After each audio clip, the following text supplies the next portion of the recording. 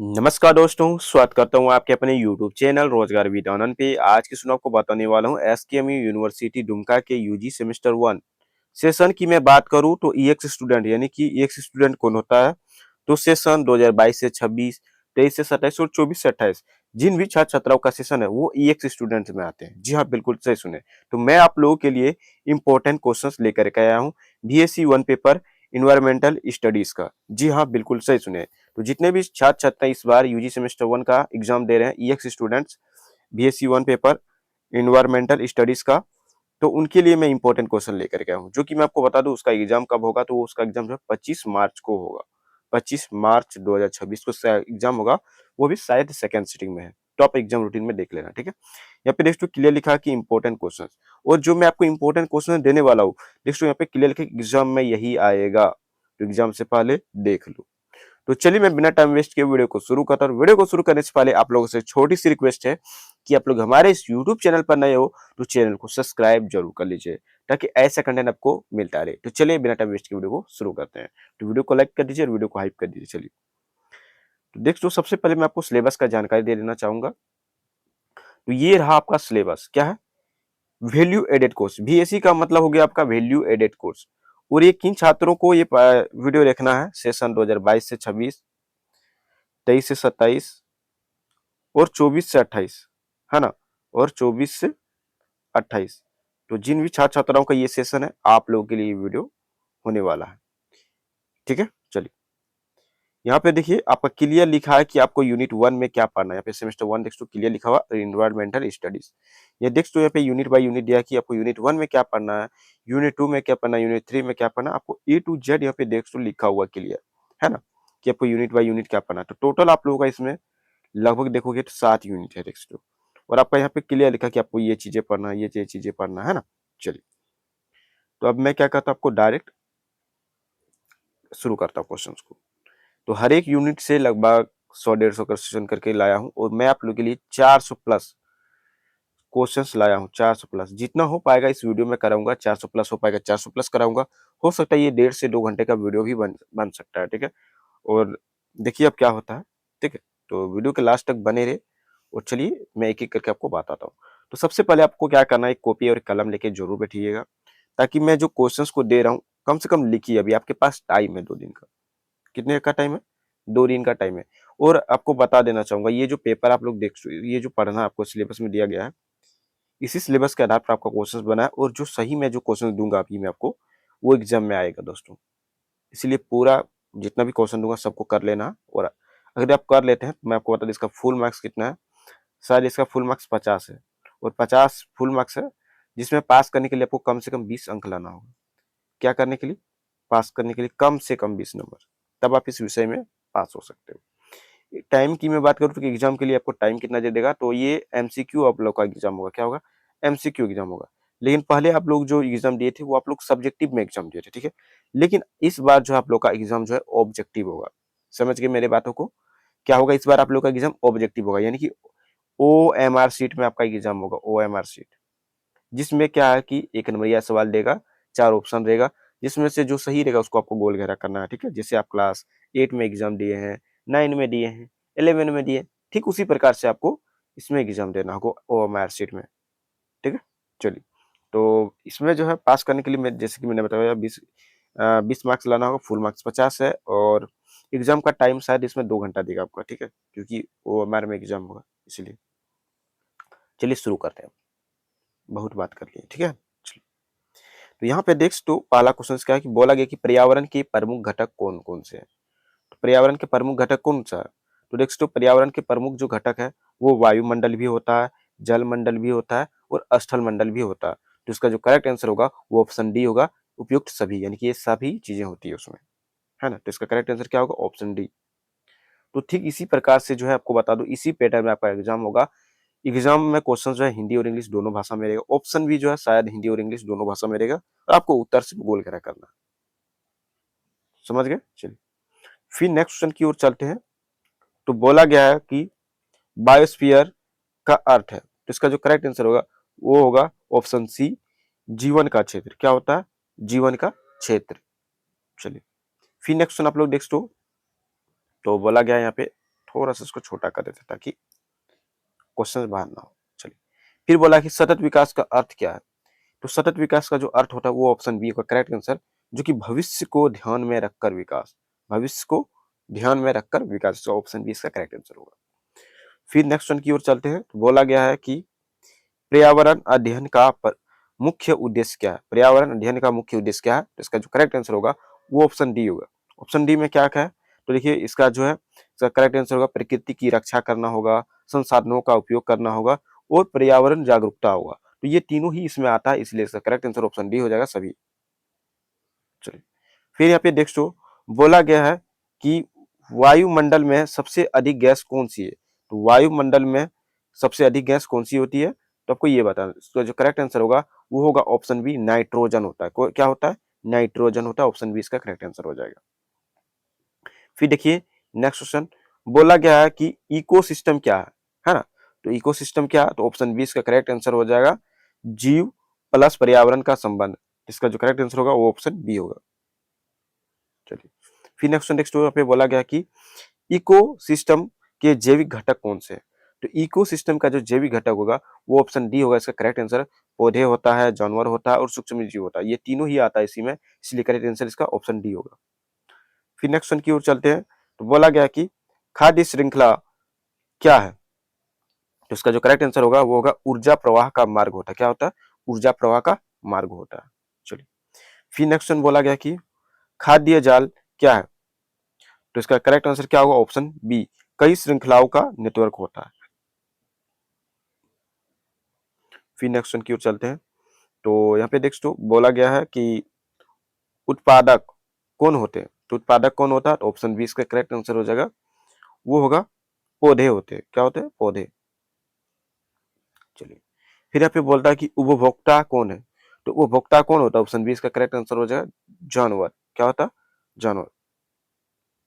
चलिए, फिर यहाँ पे बोलता है कि अब घटक क्या करते हैं।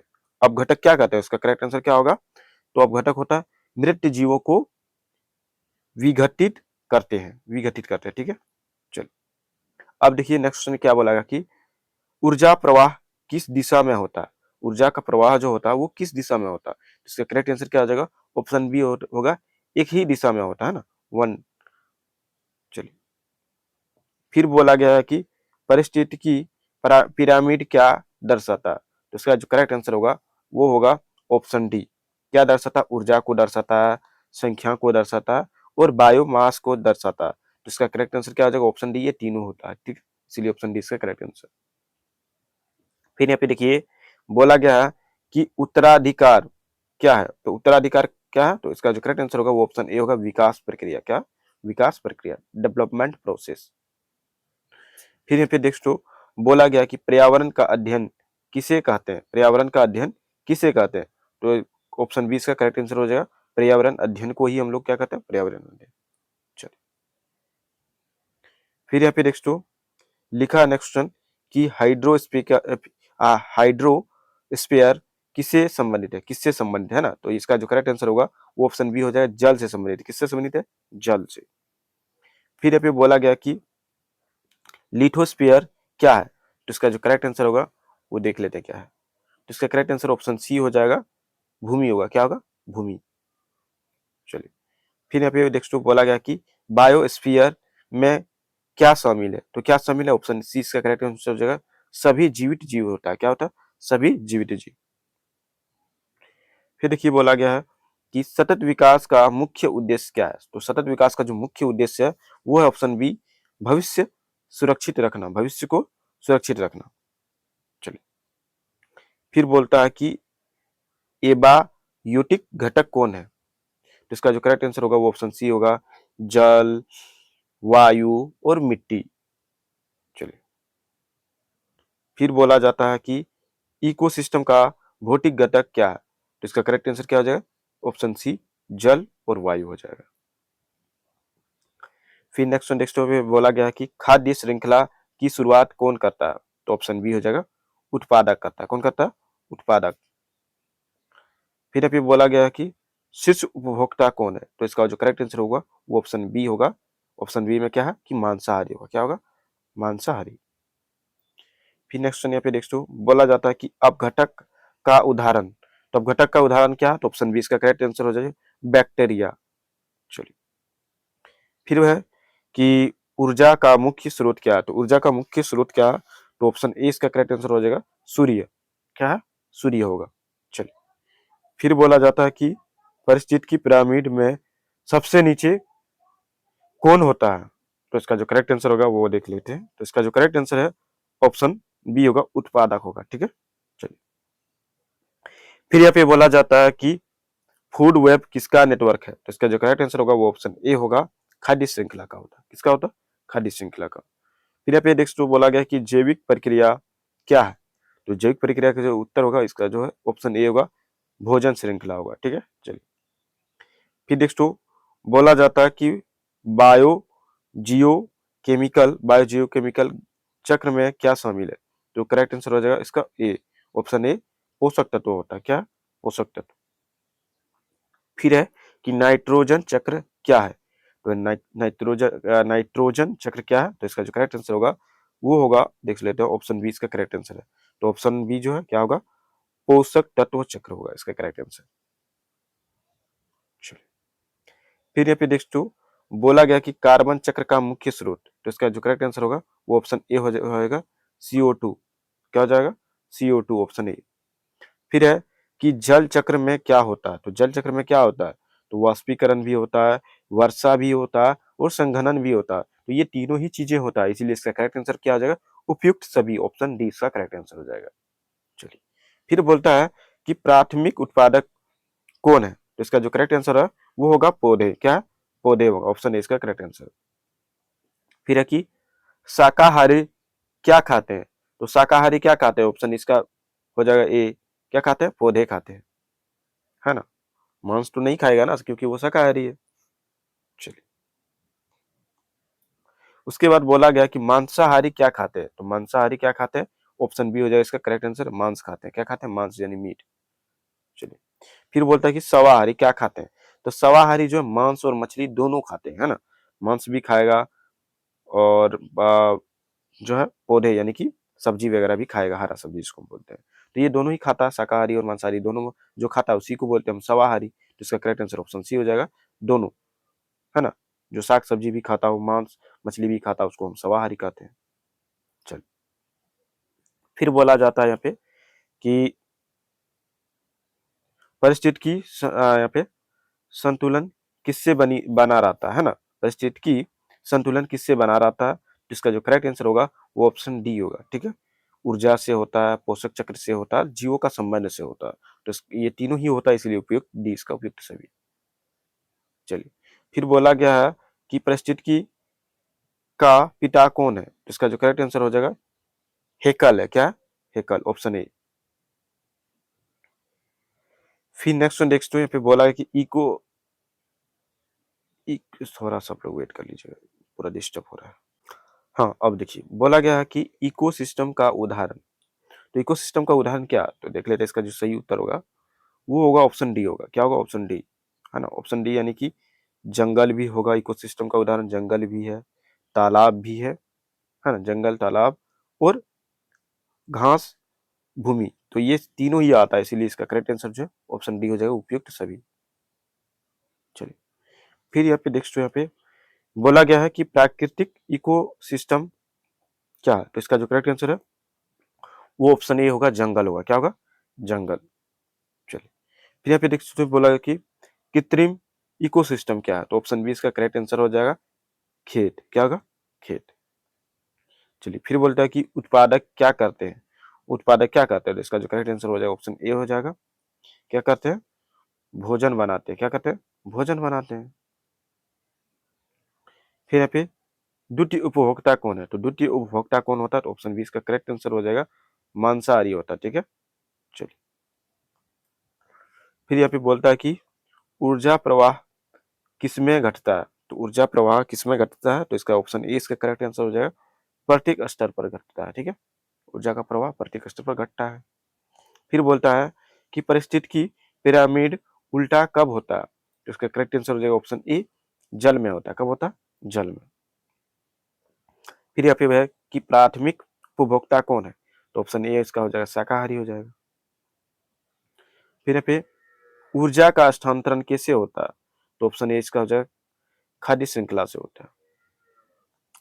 फिर यहाँ पे नेक्स्ट बोला गया कि पारिस्थितिकी का मुख्य विषय क्या है, तो इसका करेक्ट आंसर क्या हो जाएगा, ऑप्शन ए हो जाएगा जीव पर्यावरण संबंध। ठीक है, चलो। फिर बोलता है कि होमो सॉरी होमियोस्टेसिस का अर्थ क्या है, तो इसका जो करेक्ट आंसर होगा वो ऑप्शन ए होगा संतुलन बनाए रखना। चलिए फिर नेक्स्ट क्वेश्चन। फिर यहाँ पे नेक्स्ट आप लोग का यूनिट 2 जो है शुरू हो चुका है। वो आपका सिर्फ यूनिट 1 था, है ना। टोटल आप लोग का 60 यूनिट है, इसीलिए लगभग मैं 700 प्लस 400 प्लस क्वेश्चंस को तैयार किया हूँ। जितना लंबा हो पाएगा मैं आज के स्टूडियो आपको कराऊंगा, नहीं होता है डायरेक्ट आपको पीडीएफ प्रोवाइड करा दूंगा। ठीक है, चलिए देख लेते हैं जितना देर तक मैं पाता हूँ आप लोगों को करा देता हूँ। वो यदि 400 प्लस इसी वीडियो में हो जाता है तो लगभग हमको लगता है 1.5 से 2 घंटे का ये वीडियो बन जाएगा, है ना। टेंशन लेना नहीं है, टेंशन मत लो। मैं इतना जो क्वेश्चंस किया हूँ लगभग 98 पेजेस है इसमें, और ये 98 पेज आप याद कर लोगे तो भाई आप 50 नंबर का क्वेश्चन है। ठीक है, 50 में तो आपका 45 नंबर फिक्स है, बाकी जो अच्छे तरीके से पाएगा वो 50 में 50 भी ला सकता है। समझ गए। चलिए, अब बोला गया है नेक्स्ट क्वेश्चन कि पारिस्थितिकी क्या है, इसका करेक्ट आंसर क्या होगा, ऑप्शन बी जीव और पर्यावरण का संबंध होता है। ठीक है, चलिए। फिर है कि पारिस्थितिकी तंत्र में ऊर्जा का अंतिम स्रोत क्या है, तो ऑप्शन बी इसका हो जाएगा सूर्य होता है। क्या होता है, सूर्य होता है। फिर नेक्स्ट क्वेश्चन है कि ऊर्जा प्रवाह में 10% नियम किससे संबंधित है, जिसका जो करेक्ट आंसर होगा वो होगा ऑप्शन ए। क्या है, ऑप्शन ए ऊर्जा हानि होगा। क्या होगा, ऊर्जा हानि, एनर्जी लॉस। फिर नेक्स्ट यहाँ पे नेक्स्ट क्वेश्चन, टॉफिक अस्टर क्या है, तो इसका जो करेक्ट आंसर होगा वो ऑप्शन ए होगा, खाद्य श्रृंखला का स्तर को कहते हैं। चलिए, फिर यहाँ पे नेक्स्ट बोला गया कि प्राथमिक उत्पादक किस टॉफिक स्तर पर होते हैं, तो ऑप्शन ए इसका हो जाएगा प्रथम। फिर द्वितीय उपभोक्ता किसे कहते हैं, ऑप्शन सी इसका हो जाएगा मांसाहारी। फिर है कि ऊर्जा पिरामिड हमेशा कैसा होता है, तो ऑप्शन ए इसका हो जाएगा सीधा होता है। क्या होता है, सीधा होता है। फिर यहाँ पे नेक्स्ट बोला गया कि पारिस्थितिक उत्तराधिकार का पहला चरण क्या है, इसका ऑप्शन बी हो जाएगा प्रारंभिक चरण। फिर यहाँ पे नेक्स्ट बोला गया कि क्लाइमैक्स समुदाय क्या है, ऑप्शन बी इसका करेक्ट आंसर हो जाएगा स्थिर समुदाय। ऊर्जा का मुख्य स्रोत क्या है, तो ऑप्शन ए सूर्य। फिर है कि ऊर्जा का प्रवाह किस प्रकार का होता है, तो इसका जो करेक्ट आंसर होगा वो होगा ऑप्शन बी एक दिशीय होगा। ठीक है, एक दिशीय होगा, ऑप्शन बी इसका करेक्ट आंसर। फिर नेक्स्ट यहाँ पे नेक्स्ट बोला गया कि खाद्य श्रृंखला में ऊर्जा किससे किसमें जाती है, तो इसका करेक्ट आंसर क्या होगा देख लेते हैं। ऑप्शन बी इसका करेक्ट आंसर होगा। ठीक है, ऑप्शन बी यानी कि उत्पादक उपभोक्ता होता है। फिर है कि अपघटक का टॉफिक स्तर क्या है, तो इसका करेक्ट आंसर हो जाएगा ऑप्शन सी सभी स्तर पर होता है। फिर यहाँ पे देखो बोला गया कि ऊर्जा का कितना प्रतिशत अगले स्तर में जाता है, तो ऑप्शन बी हो जाएगा 10%।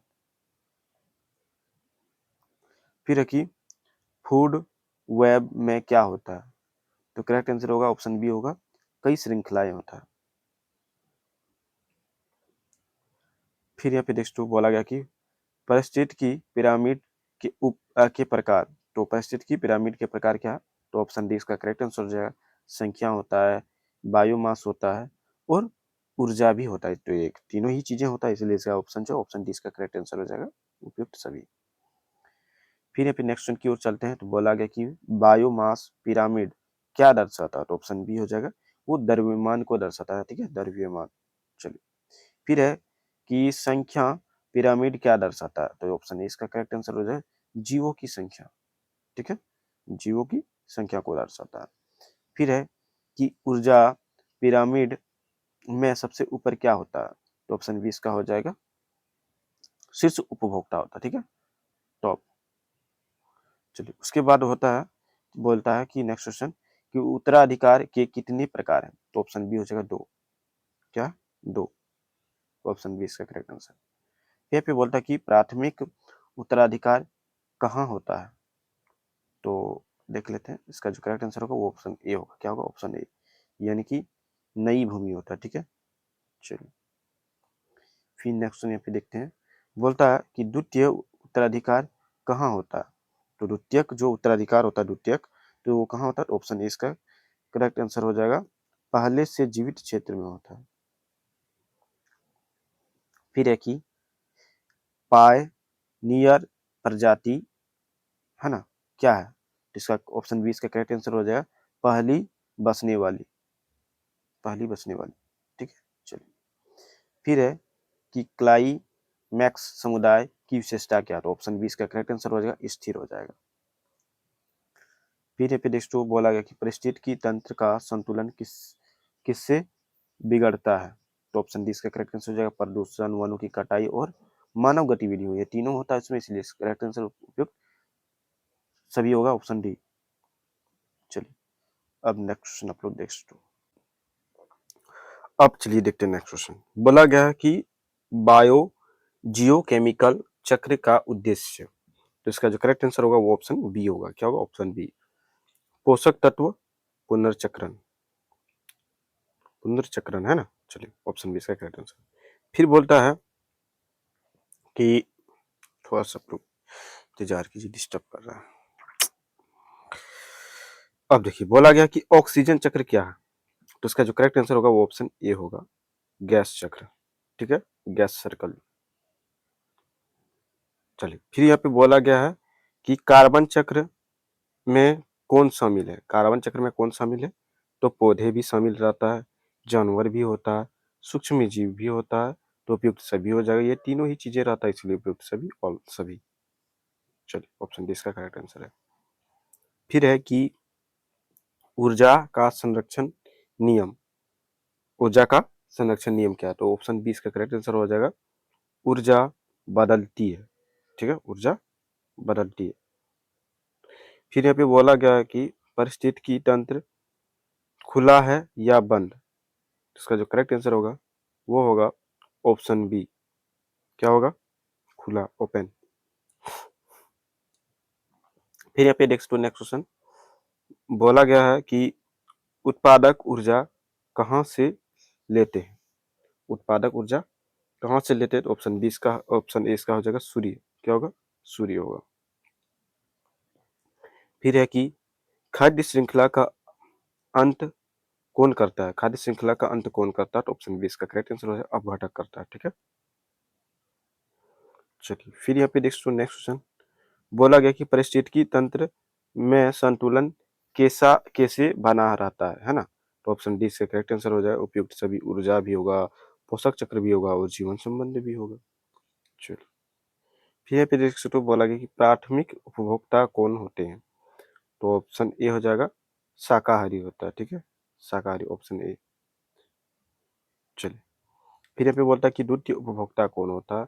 तो मैंने आपको बताया था कि मांसाहारी होता है। फिर है कि तृतीय उपभोक्ता कौन होते हैं? तो तृतीय उपभोक्ता जो ऑप्शन ए हो जाएगा शीर्ष मांसाहारी होगा, ठीक है। चलिए फिर यहाँ पे नेक्स्ट बोला कि ऊर्जा पिरामिड क्यों सीधा होता है? तो ऑप्शन इसका जो करेक्ट आंसर है होगा ऊर्जा हानि, ठीक है, एनर्जी लॉस। फिर यहाँ पे नेक्स्ट आप लोग नेक्स्ट बोला कि पारिस्थितिकी तंत्र में संतुलन क्यों जरूरी है? तो जीवन के लिए, संसाधन के लिए और पर्यावरण के लिए उपयुक्त, तीनों ये सही है, इसलिए उपयुक्त सभी हो जाएगा। इसका करेक्ट आंसर ऑप्शन डी। फिर यहाँ पे नेक्स्ट की ओर चलते हैं, तो बोला गया है कि जैविक और अजैविक संबंध क्या कहलाते हैं? तो ऑप्शन ए इसका हो जाएगा इकोसिस्टम कहलाते हैं। क्या कहलाते हैं? इकोसिस्टम। फिर है कि प्राकृतिक संतुलन क्या है? ऑप्शन ए हो जाएगा स्थिरता है। फिर यहाँ पे नेक्स्ट क्वेश्चन की ओर चलते हैं, तो यहाँ पे बोला गया कि पारिस्थितिकी तंत्र में परिवर्तन क्यों होता है? तो ऑप्शन सी इसका करेक्ट आंसर हो जाएगा प्राकृतिक कारण होता है, और दूसरा आप लोग मानव का कारण होता है, ठीक है, मानव के कारण। तो उपयुक्त ये दोनों ही सही है, इसलिए दोनों हो जाएगा ऑप्शन सी। फिर यहाँ पे नेक्स्ट क्वेश्चन की ओर चलते हैं। तो बोला गया है कि जैव विविधता का संबंध किससे है? तो ऑप्शन ए इसका करेक्ट आंसर हो जाएगा। किससे है? तो जीव से है। चलिए फिर नेक्स्ट क्वेश्चन की ओर चलते हैं। तो बोला गया कि पारिस्थितिकी तंत्र का उदाहरण क्या है? आपको बताना पारिस्थितिकी तंत्र का उदाहरण क्या है। तो यहाँ पे इसका जो करेक्ट आंसर होगा वो ऑप्शन डी होगा। ठीक है, ऑप्शन डी क्या है कि ऑप्शन डी में आप देखोगे तो जंगल भी हो जाएगा, तालाब भी हो जाएगा और रेगिस्तान भी हो जाएगा। तो ऑप्शन डी इसका करेक्ट आंसर है, उपयुक्त सभी। ठीक है, चलिए फिर यहाँ पे दोस्तों बोला कि ऊर्जा का रूपांतरण कहाँ होता है? तो करेक्ट आंसर क्या हो जाएगा? ऑप्शन ए हो जाएगा, इकोसिस्टम में होता है। कहाँ पे होता है? इकोसिस्टम पे होता है। फिर यहाँ पे दोस्तों बोला कि खाद्य श्रृंखला का महत्व। तो खाद्य श्रृंखला का महत्व क्या है? तो ऊर्जा का प्रवाह भी होता है, संतुलन भी होता है, जीवन भी होता है। तो ये तीनों चीजें होता है उपयुक्त सभी, इसका करेक्ट आंसर। चलिए फिर नेक्स्ट सुनिए, यहाँ पे दोस्तों बोला गया है कि पारिस्थितिकी तंत्र में सबसे महत्वपूर्ण क्या? तो ऊर्जा है, जीव है, संतुलन है, उपयुक्त सभी है। तो उपयुक्त सभी इसका ऑप्शन डी। फिर प्राथमिक उपभोक्ता कौन है? तो इसका करेक्ट आंसर हो जाएगा ऑप्शन ए हो जाएगा, शाकाहारी। दोस्तों ये पे कुछ कुछ क्वेश्चन जो है देखोगे, प्राथमिक उपभोक्ता, द्वितीयक उपभोक्ता, ये सारे क्वेश्चन जो है रिपीट कर रहे हैं, है ना। तो ये सारे क्वेश्चन इसलिए रिपीट कर रहे हैं क्योंकि ये ज्यादा संभावना है एग्जाम में आने के लिए, है ना। चलिए यहाँ पे एक क्वेश्चन दोस्तों, भूमि संसाधन क्या है? तो ऑप्शन बी हो जाएगा, भूमि से मिलने वाले संसाधन। चलिए यहाँ पे आप 101, हाँ ठीक है, ये बता दिया मैंने। अब 102। फिर ये पे बोलता है कि मृदा अपरदन क्या है? तो मृदा अपरदन क्या है?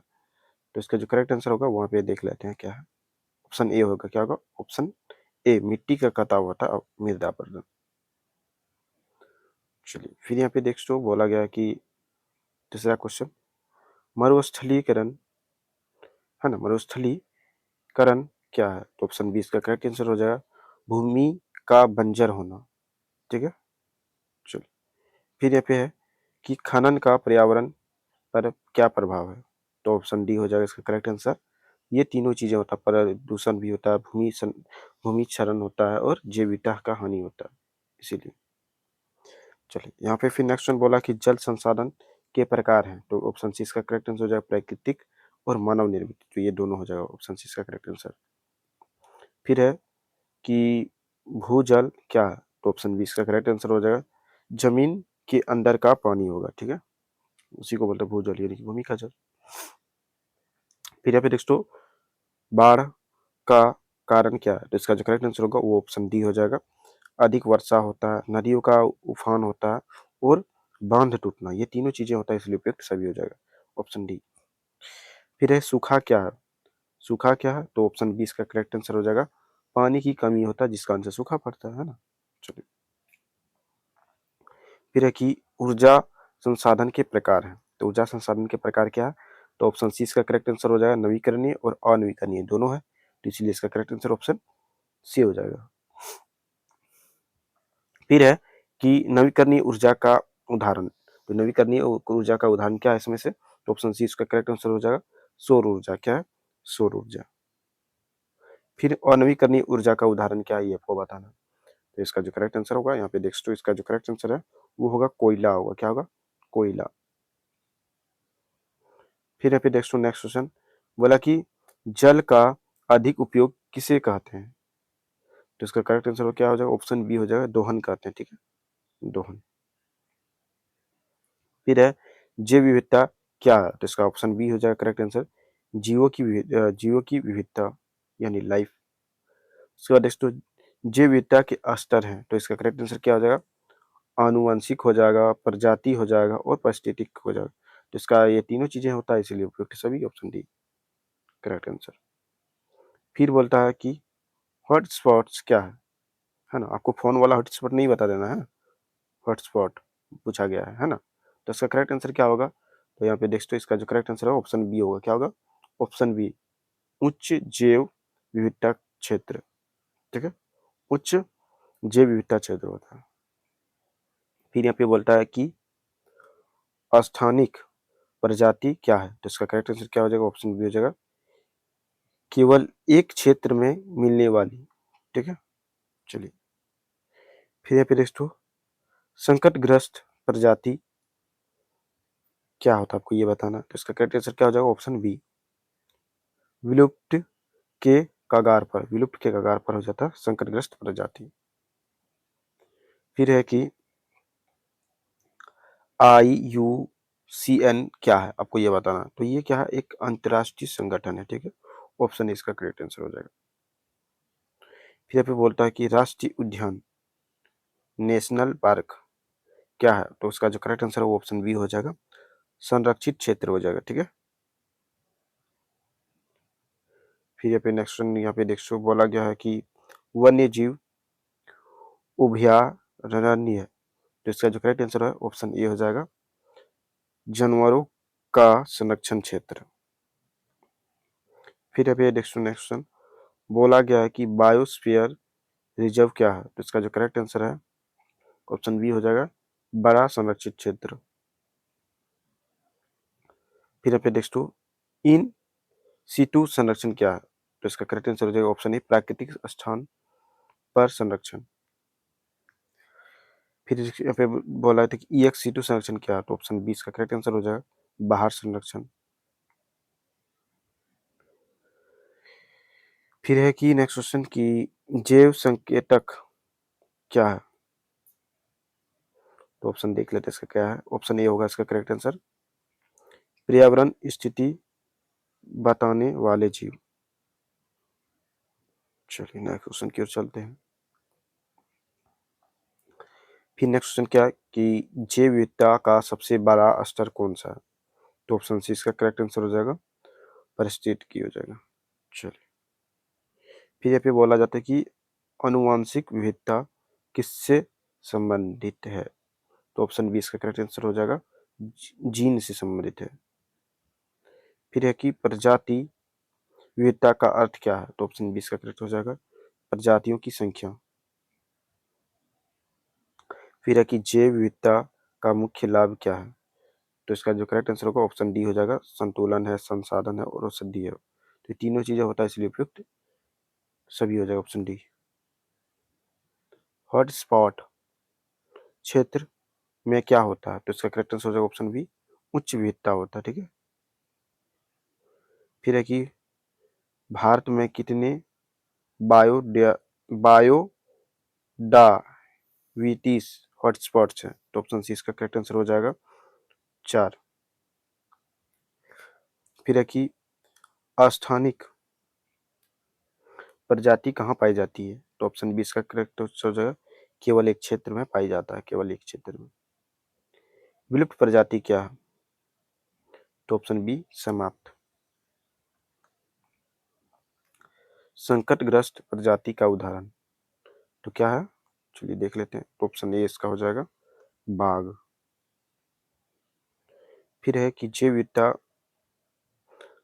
हानि का कारण, तो इसका करेक्ट आंसर हो जाएगा, जो वनों की कटाई होता है, प्रदूषण होता है, शिकार होता है, जिस कारण से इसका जो करेक्ट आंसर होगा उपयुक्त सभी हो जाएगा। ये तीनों चीजें उसमें शामिल है इसलिए उपयुक्त डी, उपयुक्त सभी।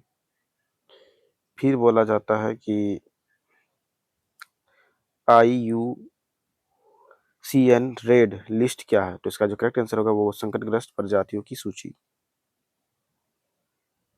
चलिए फिर है कि अंतर्राष्ट्रीय उद्यान का उद्देश्य क्या है? तो ऑप्शन बी इसका करेक्ट आंसर हो जाएगा, संरक्षण। चलिए फिर यहाँ पे बोलता है कि वन्य जीव, है ना, क्या बोला गया है कि वन्य जीव अभयारण्य में क्या है? तो इसका जो करेक्ट आंसर होगा वो देख लेते हैं क्या है। तो ऑप्शन ए होगा इसका करेक्ट आंसर, जानवरों की रक्षा, ठीक है।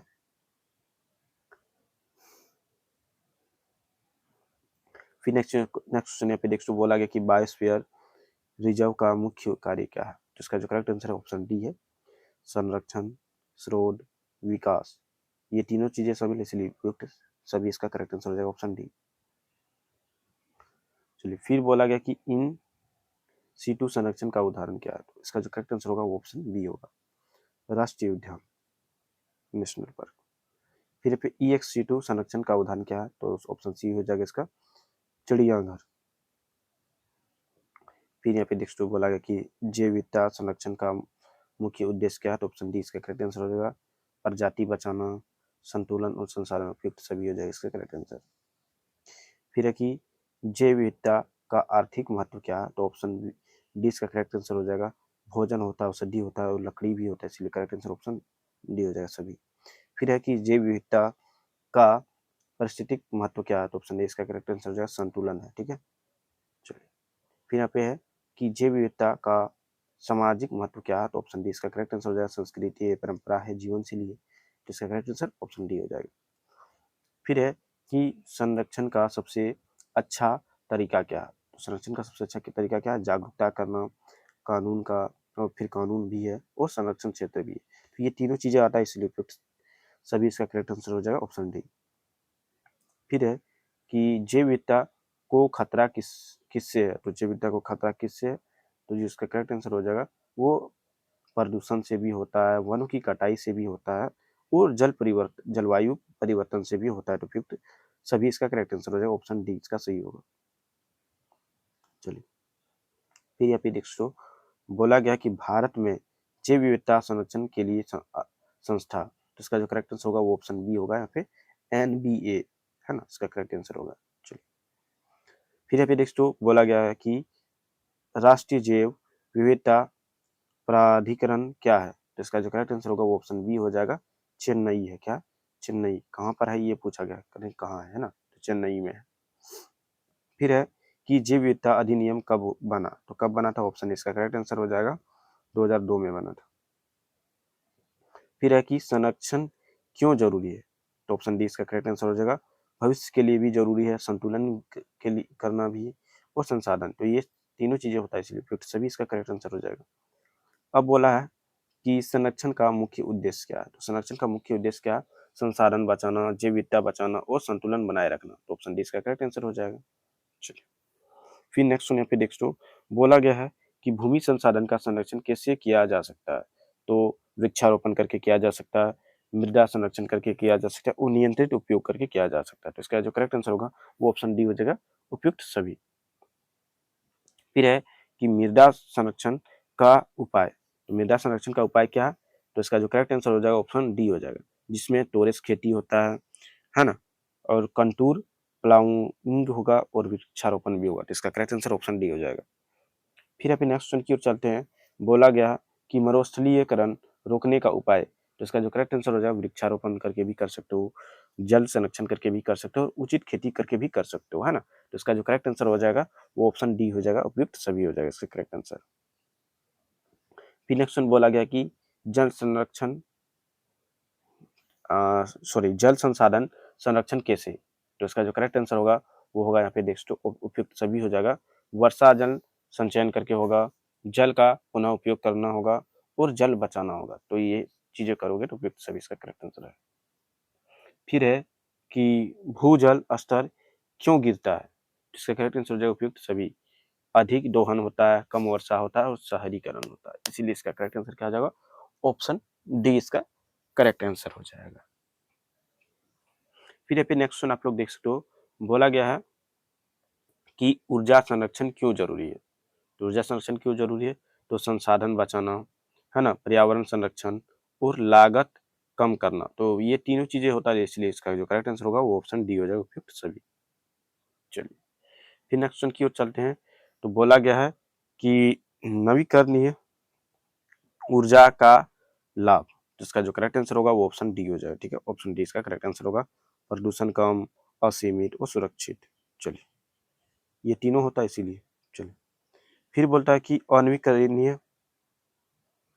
ऊर्जा का नुकसान, तो इसका जो करेक्ट आंसर हो जाएगा वो यहाँ पे देख लेते हैं, इसका जो करेक्ट आंसर है वो हो जाएगा उपयुक्त सभी हो जाएगा। ठीक है, उपयुक्त सभी, इसका ऑप्शन डी इसका सही उत्तर होगा, ऑप्शन डी।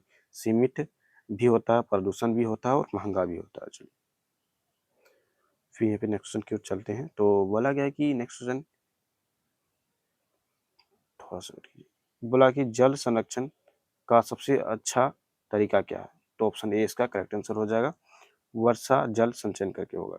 चलिए, फिर है कि मृदा अपरदन रोकने के का मुख्य उपाय क्या है, तो ऑप्शन ए इसका करेक्ट आंसर हो जाएगा, वृक्षारोपण। फिर नेक्स्ट बोला गया कि जैव विविधता संरक्षण का तरीका क्या है, तो ऑप्शन सी इसका करेक्ट आंसर हो जाएगा, इन सीटू होगा और एक्स सीटू दोनों होगा, इसीलिए इसका करेक्ट आंसर क्या होगा, दोनों, ऑप्शन सी। फिर है कि संरक्षण क्षेत्र का उद्देश्य, तो इसका जो करेक्ट आंसर होगा वो प्रजाति बचाना, संतुलन और संसाधन, ये सारे तीनों आता है, इसलिए उपयुक्त सभी इसका हो जाएगा। ऑप्शन डी इसका करेक्ट आंसर है। फिर यहाँ पे नेक्स्ट बोला गया कि प्राकृतिक संसाधन क्या है, तो ऑप्शन ए इसका हो जाएगा प्रकृति से मिलने वाले, है ना, जो प्रकृति से मिलता है।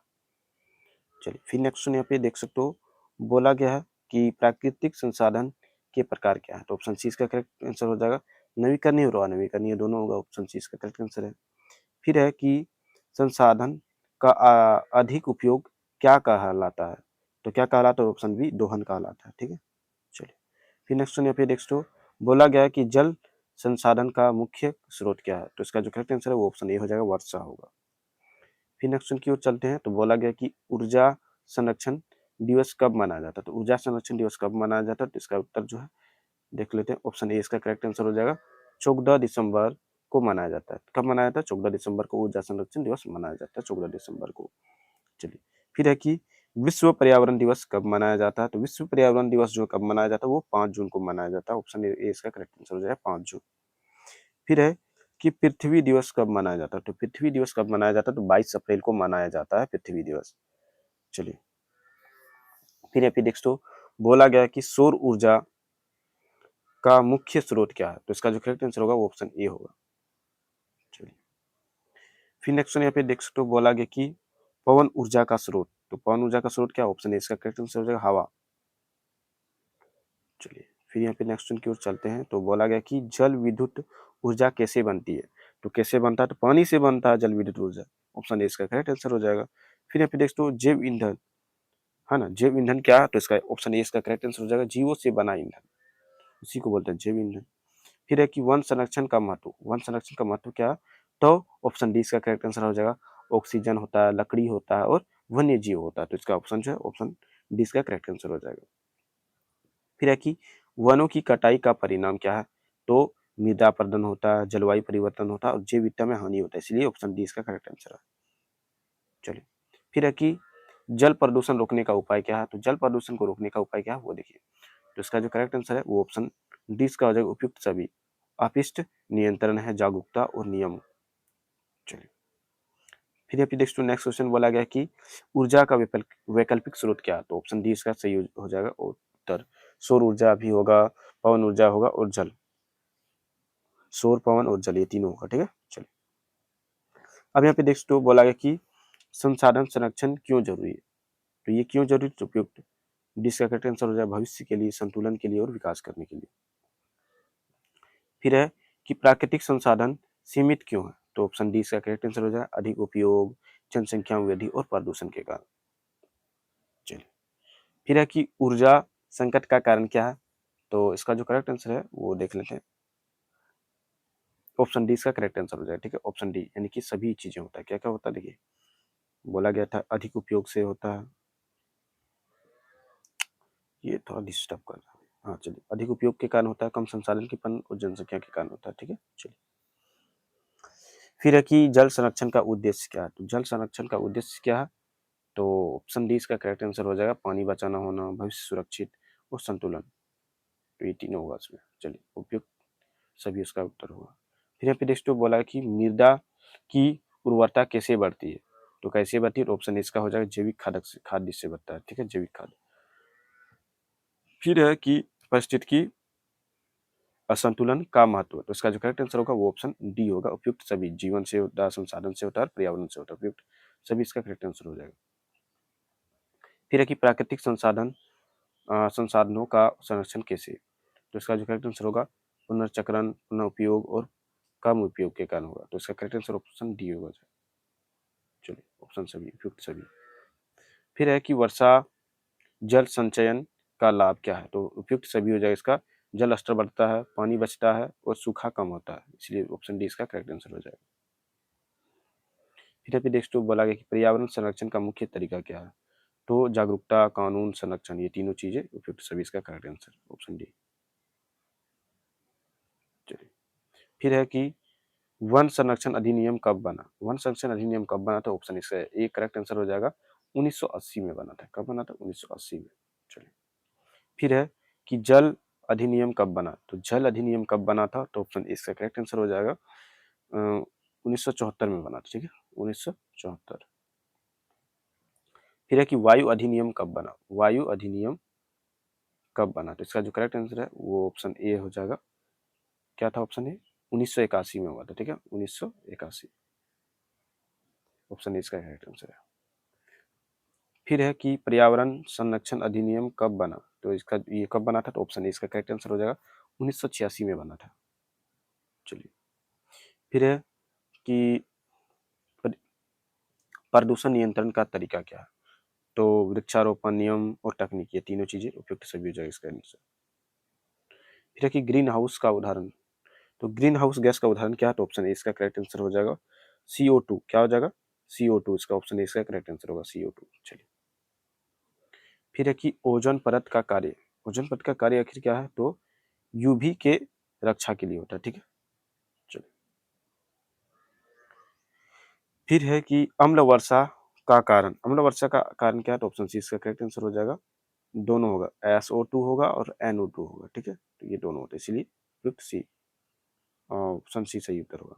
जलवायु परिवर्तन के कारण क्या है? तो जलवायु परिवर्तन का कारण क्या होता है? प्रदूषण होता है, ग्रीन हाउस होता है और वनों की कटाई होता है, ये तीनों चीजें होता है, इसलिए उपयुक्त सभी इसका सही उत्तर हो जाएगा, ये तीनों ही चीजें होता है, ठीक है। चलो, फिर है कि ग्लोबल वार्मिंग क्या है? तो तापमान में वृद्धि, इसका करेक्ट आंसर हो जाएगा, क्या होगा? तापमान में वृद्धि।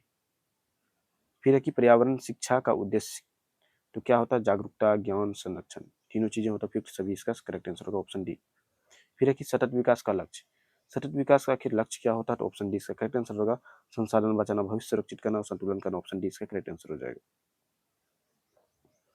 चलिए, फिर क्वेश्चन यहाँ पे नेक्स्ट पे बोला गया कि पर्यावरण का महत्व क्या है? तो इसका जो करेक्ट आंसर होगा वो ऑप्शन डी इसका करेक्ट आंसर होगा, जीवन, संसाधन और संतुलन, उपयुक्त सभी, ऑप्शन डी इसका करेक्ट आंसर है। फिर यहाँ पे बोला गया कि पर्यावरण संरक्षण क्यों जरूरी है? तो क्यों जरूरी है? कि जीवन के लिए, भविष्य के लिए, संतुलन के लिए, उपयुक्त सभी हो जाएगा इसका करेक्ट आंसर। चलिए, फिर है कि वायु प्रदूषण का मुख्य स्रोत क्या है? तो वायु प्रदूषण का मुख्य स्रोत क्या है?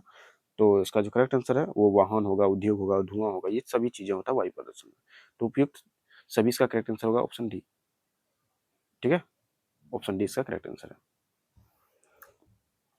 फिर अभी नेक्स्ट क्वेश्चन आप लोग देखो, बोला गया कि जल प्रदूषण से कौन प्रभावित होता है? तो जल प्रदूषण से कौन प्रभावित होता है? तो उपयुक्त सभी हो जाएगा, मनुष्य भी होता है, जलीय जीव भी होता है और पौधा भी होता है, ठीक है। चलिए,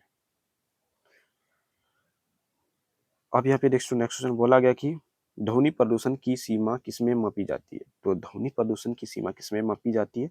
तो ऑप्शन ए इसका करेक्ट आंसर हो जाएगा, डेसिबल से मापी जाती है, ठीक है। चलिए, फिर यहाँ पे नेक्स्ट बोला गया है कि वायु प्रदूषण कौन सी बीमारी होती है? वायु प्रदूषण से कौन सी बीमारी होती है? तो दमा होता है, कैंसर होता है, LG होता है ना, LG। तो इसका जो करेक्ट आंसर होगा उपयुक्त सभी होगा, ये सब बीमारी होता है वायु प्रदूषण से। फिर है कि जल प्रदूषण का मुख्य कारण क्या है? तो औद्योगिक अपशिष्ट, घरेलू अपशिष्ट और रसायन, तो उपयुक्त सभी होगा इसका करेक्ट आंसर। फिर है कि मृदा प्रदूषण से क्या होता है? मृदा प्रदूषण से क्या होता है? तो उर्वरता घटती है, फसल नुकसान और स्वास्थ्य समस्या होती है, तो उपयुक्त सभी इसका करेक्ट आंसर हो जाएगा, ऑप्शन डी। फिर है कि ठोस कचरा क्या है? तो ऑप्शन ए इसका हो जाएगा, ठोस पदार्थ होता है। फिर है पे नेक्स्ट क्वेश्चन बोला गया कि बायोडिग्रेडेबल कचरे का उदाहरण क्या है? तो ऑप्शन सी इसका करेक्ट आंसर हो जाएगा, भोजन। फिर पे नेक्स्ट बोला गया कि नॉन बायोडिग्रेडेबल कचरे का उदाहरण क्या है? तो ऑप्शन सी इसका करेक्ट आंसर हो जाएगा, प्लास्टिक होगा, क्या है? प्लास्टिक है। फिर है 3R का सही क्रम क्या है? तो ऑप्शन बी इसका करेक्ट आंसर हो जाएगा, ठीक है, ऑप्शन बी इसका करेक्ट आंसर हो जाएगा। फिर है जलवायु परिवर्तन का मुख्य कारण क्या है? तो इसका करेक्ट आंसर क्या हो जाएगा? ऑप्शन ए इसका करेक्ट आंसर हो जाएगा। ऑप्शन ए में क्या था? ग्रीन हाउस था, ठीक है, green house gas, green house gas भी बोलना है, ठीक है, तो ग्रीन हाउस गैस हो जाएगा। फिर है ग्रीन हाउस गैस का उदाहरण क्या? तो ऑप्शन ए इसका करेक्ट आंसर हो जाएगा, CO2। फिर है ओजोन परत कहाँ पाई जाती है? ओजोन परत कहाँ पे पाई जाती है? तो ऑप्शन बी इसका करेक्ट आंसर हो जाएगा, स्टेरो स्टेटो, है ना, स्टेटो स्फीयर में पाया जाता है, ऑप्शन बी इसका करेक्ट आंसर हो जाएगा। फिर है कि ओजोन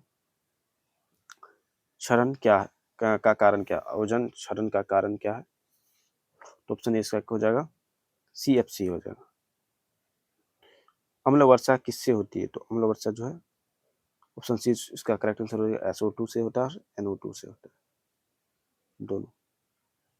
फिर एक ग्लोबल वार्मिंग का प्रभाव क्या है? ग्लोबल वार्मिंग का प्रभाव क्या है? टॉपिक सभी हो जाएगा इसका, तापमान में वृद्धि, बर्फ पिघलना और समुद्र स्तर बढ़ना, उपयुक्त सभी इसका करेक्ट आंसर हो जाएगा ऑप्शन डी। फिर यहाँ पे बोला जाता है कि ठोस कचरा प्रबंधन का उद्देश्य क्या है? तो इसका जो करेक्ट आंसर है वो ऑप्शन डी हो जाएगा। तो यहाँ पे नेक्स्ट उपयुक्त सभी हो जाएगा, कचरा कम करना, पुनर्चक्रण करना और सही निपटान करना, ऑप्शन डी इसका करेक्ट आंसर हो जाएगा। फिर यहाँ पे नेक्स्ट क्वेश्चन की ओर चलते हैं। तो बोला गया कि पर्यावरण संरक्षण अधिनियम कब लागू हुआ? तो ऑप्शन डी इसका करेक्ट आंसर हो जाएगा 1986 में हुआ था। कब हुआ था? 1986 में। फिर है कि वन्य जीव संरक्षण अधिनियम कब बना? तो वो कब बना था? ऑप्शन डी इसका करेक्ट आंसर हो जाएगा 1972 में हुआ था। ठीक है, 1972 में। फिर है कि जल अधिनियम कब बना? जल अधिनियम मैंने बताया था कि कब बना था, तो 1974 में बना था। ठीक है, चलिए। फिर है कि वायु अधिनियम कब बना? तो वायु अधिनियम कब बना था? तो ऑप्शन ए इसका करेक्ट आंसर हो जाएगा 1981 में हुआ था। फिर है कि वायु प्रदूषण बोर्ड क्या करता है? तो क्या करता है? तो ऑप्शन डी इसका करेक्ट आंसर हो जाएगा उपयुक्त सभी, नियम बनाना, हाँ नियम बनाना, निगरानी और नियंत्रण, ये सब होता है, इसलिए उपयुक्त सभी इसका करेक्ट आंसर हो जाएगा। ये कहाँ चला गया? फिर यहाँ पे नेक्स्ट क्वेश्चन आप लोग देखो, बोला गया कि WHO का संबंध किससे है? तो ऑप्शन ए इसका करेक्ट आंसर हो जाएगा स्वास्थ्य से। ठीक है, चलिए। फिर है कि UNEP क्या है? तो इसका जो करेक्ट आंसर होगा वो ऑप्शन ए होना चाहिए, पर्यावरण कार्यक्रम। देख लेते हैं इसका आंसर क्या है, तो वही था। ठीक है, ऑप्शन ए इसका करेक्ट आंसर होगा। फिर यहाँ पे बोला जाता है कि प्रदूषण से बचाव कैसे? तो प्रदूषण से बचाव कैसे होगा? वृक्षारोपण, जागरूकता और नियम से होगा, उपयुक्त सभी इसका करेक्ट आंसर होगा ऑप्शन डी। फिर है कि ध्वनि प्रदूषण का प्रभाव। तो ध्वनि प्रदूषण का प्रभाव क्या? ऑप्शन डी इसका करेक्ट आंसर हो जाएगा उपयुक्त सभी, तनाव से होता है, सुनने की समस्या से होता है और नींद में बाधा के कारण होता है। ठीक है, ध्वनि प्रदूषण उपयुक्त सभी इसका करेक्ट आंसर होगा। फिर फिर नेक्स्ट बोला गया कि जल शुद्धिकरण का तरीका क्या है? तो जल शुद्धिकरण का तरीका क्या है? तो उबालना होगा, फिल्टर होगा और क्लोरीन होगा। तो ये सभी चीजें होता है, इसलिए उपयुक्त सभी इसका करेक्ट आंसर हो जाएगा ऑप्शन डी इसका। फिर यहाँ पे दोस्तों कचरा कम करने का तरीका क्या है? कचरा को कम करने का तरीका क्या है? तो उपयुक्त सभी इसका करेक्ट आंसर हो जाएगा। ये तीनों ही चीजें होता है, इसलिए इसका करेक्ट आंसर ऑप्शन डी हो जाएगा। ठीक है, चलिए। फिर यहाँ पे नेक्स्ट क्वेश्चन की ओर चलते हैं। तो बोला गया कि ग्रीन हाउस प्रभाव क्या है? तो ग्रीन हाउस प्रभाव क्या है? तो ऑप्शन डी इसका करेक्ट आंसर होगा ताप फंसना। ठीक है, ताप फंसना। चलिए। फिर है कि कार्बन डाइऑक्साइड का स्रोत क्या है? तो ऑप्शन डी इसका करेक्ट आंसर हो जाएगा वाहन, उद्योग और जीवाश्म ईंधन। तो इसका करेक्ट आंसर उपयुक्त सभी हो जाएगा ऑप्शन डी। फिर यहाँ पे है कि प्रदूषण से पर्यावरण पर क्या प्रभाव है? तो इसका करेक्ट आंसर हो जाएगा ऑप्शन डी, संतुलन, असंतुलन और नुकसान और खतरा, ये चीजें होता है। तो ऑप्शन डी इसका करेक्ट आंसर है। फिर है कि स्वच्छता का महत्व क्या है? तो ऑप्शन डी इसका करेक्ट आंसर उपयुक्त सभी होगा, स्वास्थ्य, पर्यावरण, जीवन, उपयुक्त सभी। फिर है कि ठोस कचरा कहाँ डाला जाता है? ठोस कचरा कहाँ पर डाला जाता है? तो इसका जो करेक्ट आंसर होगा वो ऑप्शन ए हो जाएगा। कहाँ होगा? ऑप्शन ए, लेड फिल में डाला जाता है। ठीक है, चलिए। फिर है कि पुनर्चक्रण का लाभ क्या है? तो ऑप्शन डी इसका करेक्ट आंसर हो जाएगा उपयुक्त सभी को, संसाधन बचना, प्रदूषण कम होना, ऊर्जा बनना बचाना। चलिए। फिर है कि प्लास्टिक का नुकसान क्या है? तो प्लास्टिक का नुकसान यही है कि प्रदूषण होगा, स्वास्थ्य का हानि होगा और पर्यावरण का नुकसान होगा, इसलिए ऑप्शन डी इसका करेक्ट आंसर होगा। फिर है कि ई वेस्ट क्या है? तो ई वेस्ट क्या है? ऑप्शन डी इसका करेक्ट आंसर हो जाएगा इलेक्ट्रॉनिक कचरा होगा। ठीक है, चलिए। फिर है कि ई वेस्ट का प्रभाव क्या है? तो ई वेस्ट का प्रभाव क्या है? तो प्रदूषण होता है, स्वास्थ्य में समस्या होता है, पर्यावरण का नुकसान होता है। तो उपयुक्त सभी इसका करेक्ट आंसर हो जाएगा ऑप्शन डी। फिर है कि स्वच्छ भारत अभियान कब शुरू हुआ? स्वच्छ भारत अभियान कब हुआ था? तो ऑप्शन ए इसका करेक्ट आंसर हो जाएगा 2014 में हुआ था। चलिए। फिर है कि जलवायु परिवर्तन रोकने का उपाय क्या है? तो ऑप्शन डी इसका करेक्ट आंसर हो जाएगा वृक्षारोपण और प्रदूषण कम करके ऊर्जा को बचत करके होगा। फिर है कि पर्यावरण संतुलन कैसे बनाए? पर्यावरण संतुलन कैसे बना सकते हो? तो संरक्षण, जागरूकता और नियम का पालन करके बना सकते हो, ऑप्शन डी इसका करेक्ट आंसर है। फिर है कचरा ठपका पृथक्करण क्या है? तो इसका जो करेक्ट आंसर है वो ऑप्शन ए हो जाएगा अलग करना। क्या होगा? अलग करना। फिर है कि गीला कचरा क्या है? गीला कचरा क्या है? तो इसका जो करेक्ट आंसर होगा वो होगा ऑप्शन ए हो जाएगा भोजन। गीला कचरा क्या होता है? भोजन होता है, ठीक है। ऑप्शन ए इसका करेक्ट आंसर है। फिर है सूखा कचरा क्या? तो सूखा कचरा क्या? ऑप्शन ए इसका करेक्ट आंसर हो जाएगा प्लास्टिक। फिर नेक्स्ट तो बोला गया कि पर्यावरण संरक्षण का मुख्य उद्देश्य क्या? तो उपयुक्त सभी होगा जीवन संतुलन भविष्य, ये सभी होता है, उपयुक्त सभी इसका करेक्ट आंसर होगा। फिर यहाँ पे बोला जाता है कि प्रदूषण नियंत्रण में किसकी भूमिका? तो सरकार की भूमिका है, जनता का भूमिका है और संस्था का भी। तो इसका करेक्ट आंसर क्या हो जाएगा? उपयुक्त सभी हो जाएगा, ऑप्शन डी। फिर है कि हरित क्रांति का प्रभाव क्या है? तो हरित क्रांति का प्रभाव क्या? तो ऑप्शन ए इसका हो जाएगा जो है ऑप्शन डी इसका करेक्ट आंसर होगा, जो कि जिसमें है कि हरित क्रांति में का प्रभाव क्या होता है कि उत्पादन बढ़ा, रसायन बढ़े और प्रदूषण भी। तो इसका करेक्ट आंसर उपयुक्त सभी हो जाएगा, ऑप्शन डी।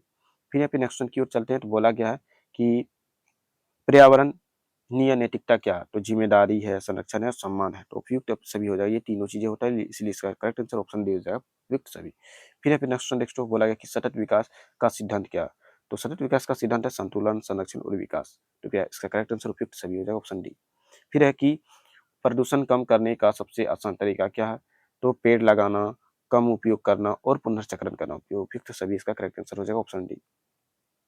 फिर है स्वच्छ पर्यावरण क्यों जरूरी है ना? स्वच्छ पर्यावरण क्यों जरूरी है? तो इसका जो करेक्ट आंसर हो जाएगा स्वास्थ्य के लिए है, जीवन के लिए और संतुलन के लिए। उपयुक्त सभी इसका करेक्ट आंसर हो जाएगा। फिर अपन नेक्स्ट वन की ओर चलते हैं। तो बोला गया कि ओजोन परत का संरक्षण किस गैस से होता है? तो ओजोन परत का जो संरक्षण होता है वो किस गैस से होता है? तो वो होगा CFC से होता है, ठीक है, CFC। चलिए, फिर है कि ग्रीन हाउस प्रभाव से क्या होता है? तो क्या होगा? तो ताप बढ़ता है। क्या होता है? ताप बढ़ता है। चलिए, फिर है नेक्स्ट बोला गया कि जलवायु परिवर्तन का दीर्घकालीन प्रभाव क्या है? तो ऑप्शन डी इसका करेक्ट आंसर हो जाएगा समुद्र स्तर बढ़ना, है ना, तापमान बढ़ना और मौसम में परिवर्तन होना। तो ये सभी चीजें होती है। चलिए, फिर है कि ग्लोबल वार्मिंग का मुख्य कारण क्या है? तो ऑप्शन ए इसका करेक्ट आंसर हो जाएगा CO2 होगा। चलिए, फिर बोलता है कि कार्बन फुट प्रिंट क्या है? तो इसका जो करेक्ट आंसर होगा वो देख लेते हैं। ऑप्शन ए इसका करेक्ट आंसर होगा, क्या होगा? ऑप्शन ए कार्बन उत्सर्जन होगा। फिर यहाँ पे देखिए क्वेश्चन बोला गया कि जलवायु परिवर्तन रोकने के लिए क्या करना चाहिए? तो क्या करना चाहिए? पेड़ लगाना चाहिए, प्रदूषण कम करना चाहिए और ऊर्जा को बचाना चाहिए। इसीलिए इसका करेक्ट आंसर ऑप्शन डी हो जाएगा। फिर है कि ओजोन परत किससे किससे बचाती है? ओजोन परत हमको किससे बचाती है? तो ऑप्शन ए इसका करेक्ट आंसर हो जाएगा यूवी किरण से, ठीक है, यूवी किरण। चलिए, या फिर नेक्स्ट क्वेश्चन नेक्स्ट हो बोला है कि अम्ल वर्षा का प्रभाव क्या? अम्ल वर्षा का प्रभाव क्या होता है? उपयुक्त सभी होगा, फसल का नुकसान होता है, मिट्टी का भी नुकसान होता है और जल भी प्रदूषण होता है, ठीक है। चलो, फिर है कि ग्रीन हाउस गैस कौन सी नहीं है? तो ग्रीन हाउस गैस इसमें से कौन सा नहीं है? तो इसका करेक्ट आंसर हो जाएगा ऑप्शन सी, O2 नहीं है, ठीक है, ग्रीन हाउस गैस। चलो, फिर है कि ओजोन छिद्र का मुख्य कारण क्या है? तो ऑप्शन ए इसका हो जाएगा CFC। फिर है कि पर्यावरणीय प्रभाव आकलन EIA क्या है? तो इसका जो करेक्ट आंसर है वो ऑप्शन ए प्रभाव अध्ययन है, ठीक है। चलिए, फिर कि EIA का उद्देश्य क्या है? तो इसका जो करेक्ट आंसर होगा वो ऑप्शन डी होगा, जो कि परियोजना प्रभाव जानना, पर्यावरण बचाना और योजना सुधार। तो ऑप्शन डी इसका करेक्ट आंसर होगा। फिर है जनसंख्या वृद्धि का प्रभाव क्या है?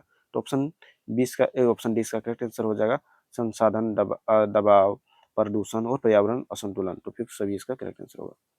फिर है शहरीकरण का प्रभाव क्या? तो इसका जो करेक्ट आंसर होगा वो देख लेते हैं।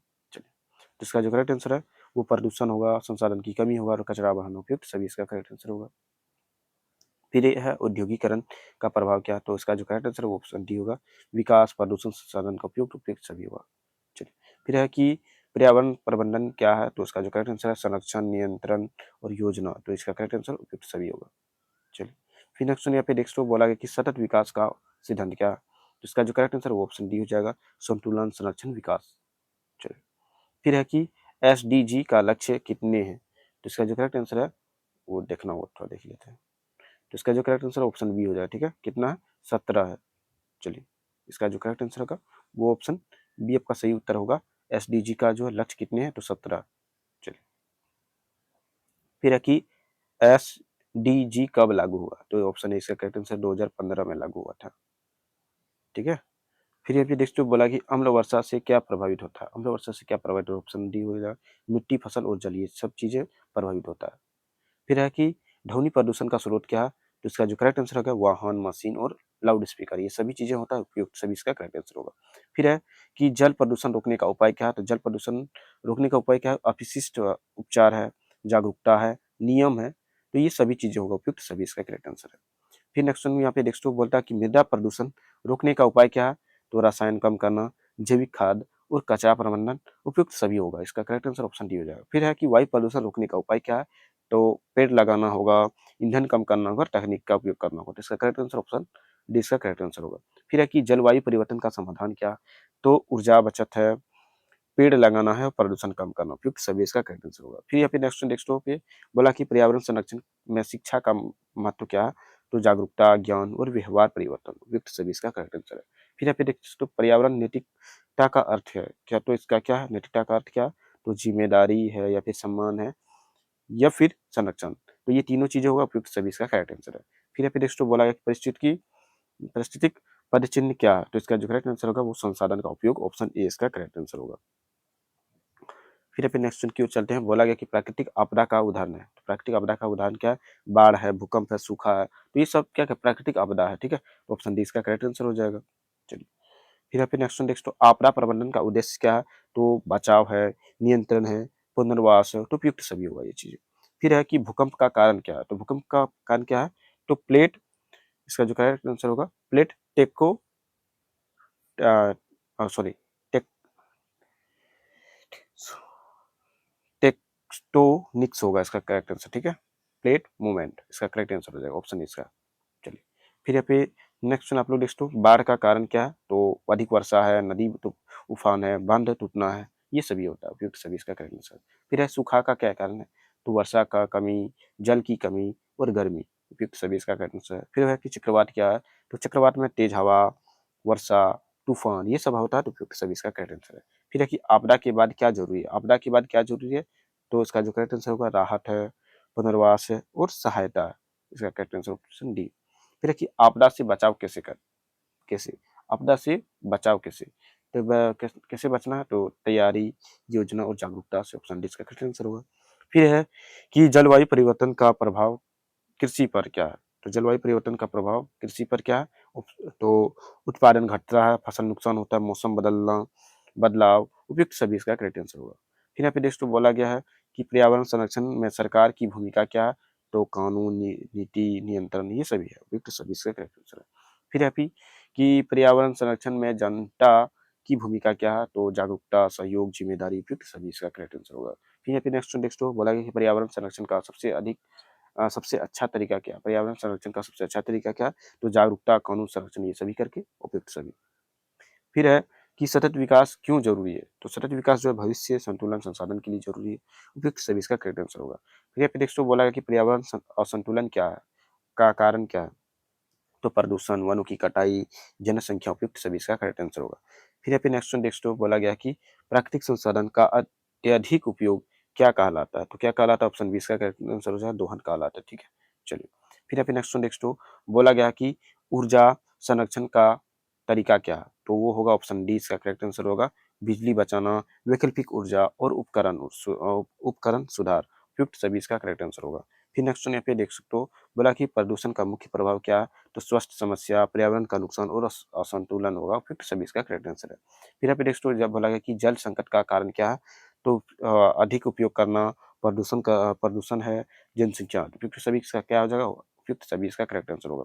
फिर यहाँ पे नेक्स्ट बोला कि संसाधन प्रबंधन का उद्देश्य क्या है, तो संरक्षण है, उपयोग है और संतुलन है, उपयुक्त सभी इसका करेक्ट आंसर होगा। फिर यहाँ पे नेक्स्ट बोला है कि पर्यावरण जागरूकता क्यों जरूरी है, तो ज्ञान, व्यवहार परिवर्तन, संरक्षण, उपयुक्त सभी इसका करेक्ट आंसर होगा।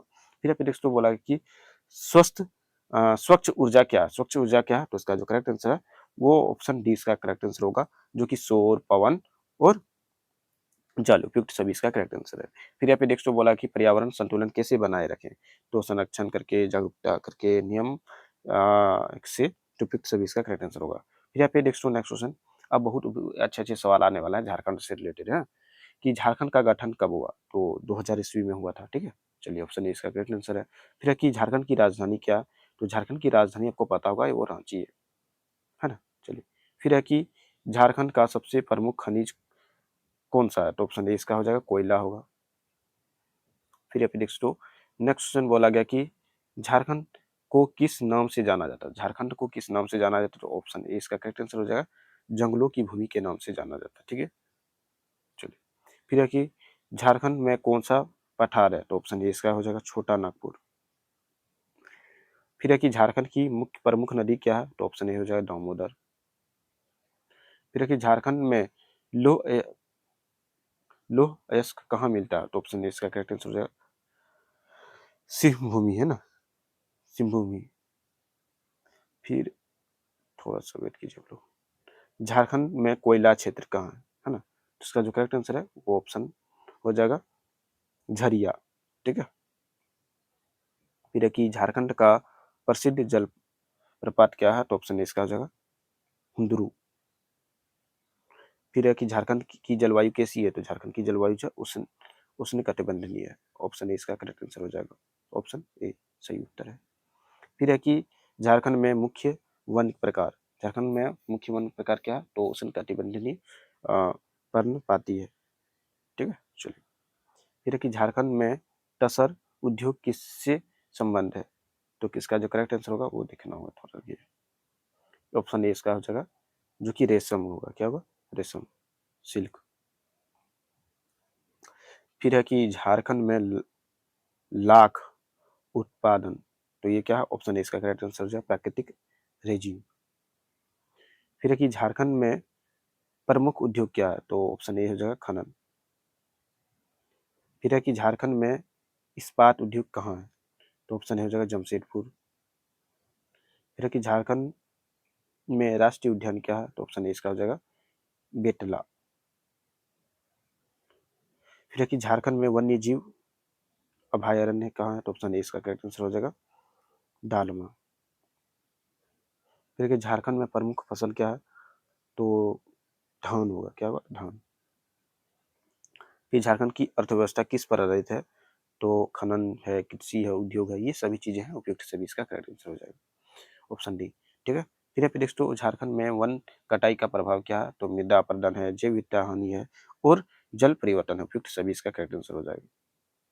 फिर कि झारखंड में पर्यटन स्थल क्या है?